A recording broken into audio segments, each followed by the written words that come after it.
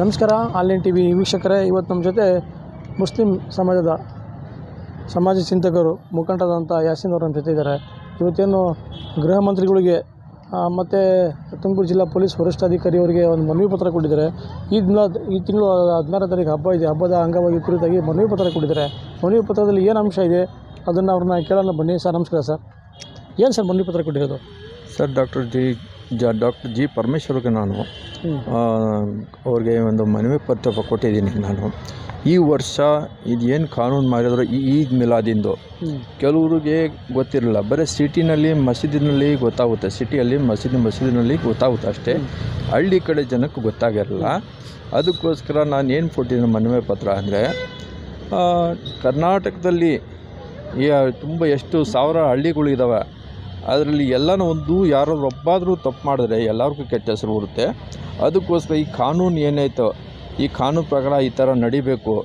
ಈ ಕಾನೂನು ಮುರಿದು ಹೋದರೆ ಏನು ಶಿಕ್ಷೆ ಐತೆ ಅದಕ್ಕೋಸ್ಕರ ಅದು ಎಲ್ಲರಿಗೂ ತಿಳಿಸ್ಬೇಕು ಅಂತ ನಾನು ಮನವಿ ಮಾಡಿದ್ದೀನಿ ಡಾಕ್ಟರ್ ಜಿ ಪರಮೇಶ್ವರ್ಗೆ, ಹೋಮ್ ಮಿನಿಸ್ಟರ್ ಸಾಹೇಬ್ರಿಗೆ.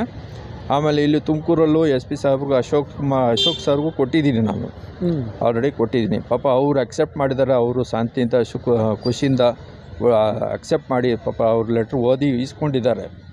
ಸೊ ಅದಕ್ಕೋಸ್ಕರ ನಾನು ಕರ್ನಾಟಕ ಇಡೀ ಕರ್ನಾಟಕದಲ್ಲಿ ನಮ್ಮ ಯಾವುದ್ಯಾವುದು ಒಂದು ಹಳ್ಳಿಗೂ ಮಿಸ್ ಆಗಬಾರ್ದು. ಆ ಥರ ಅದಕ್ಕೆ ತಿಳಿಸ್ಬೇಕಾಗುತ್ತಲ್ಲ. ಅದಕ್ಕೋಸ್ಕರ ಎಲ್ಲ ನ್ಯೂಸ್ ಚಾನಲಲ್ಲಿ SP ಎಲ್ಲ ಇಡೀ ಕರ್ನಾಟಕದ ಎಷ್ಟು SP ಸಾರಿದ್ದಾರೆ ಅವ್ರ ಮುಖಾಂತರ ಅವ್ರು ಬಂದು ಇದು ಹೇಳ್ಬೇಕು. ಈ ಥರ ನಿಯಮಗಳಿದ್ದಾವೆ, ಈ ಥರ ಕಾನೂನು ಮುರಿದರೆ ಈ ಥರ ಶಿಕ್ಷೆ ಕಠಿಣವಾಗಿ ಆಗುತ್ತೆ ಅಂತ ಅದನ್ನು ತಿಳಿಸ್ಬೇಕಾಗುತ್ತೆ. ನಾನು ಹೇಳಕ್ಕೆ ಬಯಸ್ತೀನಿ. ನಾನು ಏನಿದು ಆನ್ಲೈನ್ ಟಿವಿ ವೀಕ್ಷಕರೇ, ಅಂದರೆ ಇವರ ಉದ್ದೇಶ ಏನಪ್ಪ ಅಂದರೆ, ಒಂದು ಹಬ್ಬ ಹುಣ್ಣಿಮೆ ಬಂತಂದ್ರೆ ಈ ಥರ ಒಂದು ಕೆಲವು ನಿಯಮಗಳಿರುತ್ತೆ.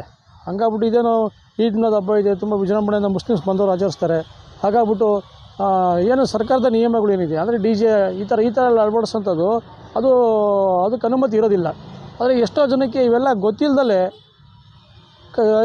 ಸರ್ಕಾರದ ಅರಿವಿಲ್ದಲೇ ಈ ಥರ ಎಲ್ಲ ಮಾಡ್ತಾರೆ. ಮತ್ತು ಇದರಿಂದ ಏನಾದ್ರು ಅನಾಹುತ ಆಯಿತು ಅಂದರೆ ಒಂದು ಸಮುದಾಯಕ್ಕೆ ಕೆಟ್ಟ ಹೆಸರು ಬರುತ್ತೆ. ಇದೆಲ್ಲ ನಿಲ್ಲಿಸ್ಬೇಕು, ಇದೆಲ್ಲ ಮಾಡೋಕ್ಕೆ ಹೋಗ್ಬಾರ್ದು. ಸಂಬಂಧಪಟ್ಟಂಥ ಪರಮೇಶ್ವರಿಗೆ ಮನವಿ ಪತ್ರ ಕೊಟ್ಟಿದ್ದಾರೆ.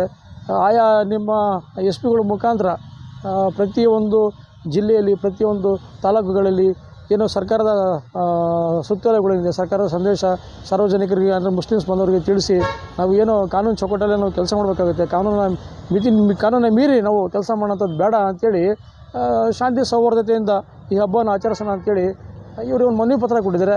ಇವ್ರ ಮನವಿ ಪತ್ರ ಎಷ್ಟರ ಮಟ್ಟಿಗೆ ಪರಿಗಣಿಸ್ತಾರೆ ಅನ್ನೋಂಥದ್ದನ್ನು ಕಾದು ನೋಡಬೇಕಾಗುತ್ತೆ. ಆಮೇಲೆ ತುಮಕೂರು ಜಿಲ್ಲೆ SP ಕೂಡ ಮನವಿ ಪತ್ರ ಸ್ವೀಕರಿಸಿದ್ದಾರೆ.